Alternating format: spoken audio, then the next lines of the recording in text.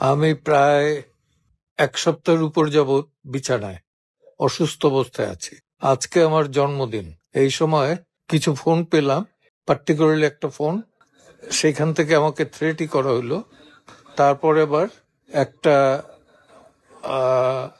যাকে আমি জানতাম এক এটিএন এর হিসাবে, রিপোর্টার হিসাবে, সে আমাকে একটা পাঠাই বলল যে সেখানে আমার ভয়েস আছে এবং আমি নাকি দেশের বিরুদ্ধে ষড়যন্ত্র করছি।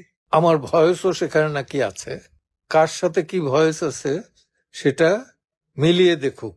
এইভাবে আমার নামে বদনাম করার জাস্টিফিকেশন আমি খুঁজে পাই না।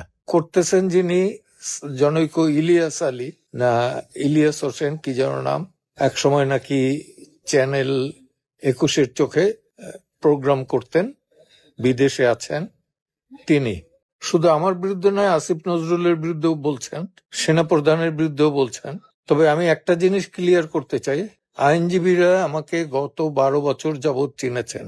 আমি সাদা প্যানেলের হলেও তারা কিন্তু সবাই বলেছে, সাদা প্যানেলের অন্যান্যরা, যে আমি আওয়ামী লীগের না। আমি আওয়ামী লীগ, বিএনপি এবং অন্যান্য যারা বাম আছেন সকলের ভোট পেয়েই কিন্তু হয়েছি। কম ভোট না, 2-3 নাম্বার ভেতর আমি ছিলাম। এটা আইনজীবীদের একক সমর্থন এবং কতটুকু সুষ্ঠুভাবে নিরপেক্ষতার সাথে আমি বার কাউন্সিলে আইনজীবীদের স্বার্থ দেখেছি সেটার তারাই সাক্ষী। আর সাম্প্রদায়িকতা আমার ভেতর নাই, কিন্তু আমি একজন ফ্রিডম ফাইটার। আর টেক্সট মেসেজ হিসাবে যেটা দেখানো হয়েছে, এটা তাদেরকে প্রুভ করতে হবে, একদম প্রুভ করতে হবে। সম্পূর্ণ মিথ্যা কতগুলো টেক্সট মেসেজ আমার নামে তারা এটা চালু করেছে এবং আরো কার কার নামে চালু করেছে আমি জানি না। সবাই সতর্ক থাকবেন এদের সম্পর্কে। আমি বুঝতে পারছি যে দেশের বিরুদ্ধে আর একটা গভীর ষড়যন্ত্র চলছে। আমি সবাইকে অনুরোধ করব যে এহেন দুষ্কৃতিকারীদের বিরুদ্ধে সদা সতর্ক থাকুন। আর আইনজীবীদের আইনজীবীদের স্বার্থে আমি কখনোই এক পা পিছাইনি, এতটুকু আত্মসমর্পণ বা দুর্বলতা দেখাইনি। বরঞ্চ অন্যান্যরা দেখালেও আমি কোনো পদে না থাকা সত্ত্বেও আমি কিন্তু প্রতিবাদ জানিয়েছি। আমি জানি না কি কারণে এই ইলিয়াস আলী গংরা আমার পেছনে লেগেছে। নিশ্চয়ই কোনো স্বার্থে আঘাত এনেছি আমি, হয়তো অজ্ঞাতে বা জ্ঞাত সারে, আমি জানি না, কারণ তাকে চিনিও না, জানিও না।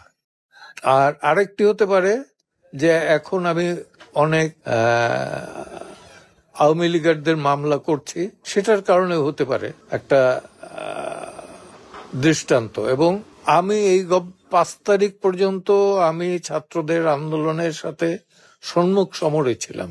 6 তারিখ থেকে বিভিন্ন কারণে বিভিন্ন কর্মসূচিতে আমি তাদের কর্মসূচির বিরোধিতা করেছি। সেটার অর্থ এই না যে ছাত্র হত্যার পক্ষে আমি ছিলাম। এই ধরনের প্রচারণা, প্রোপাগান্ডা, এটা ঘোরতর অন্যায়। আমিও সরকারি এবং পুলিশ এবং সকল সংস্থার প্রতি আবেদন জানাবো যাতে তারা এই বিষয়টা দৃষ্টি দেয় এবং কঠোরভাবে নিয়ন্ত্রণ করেন।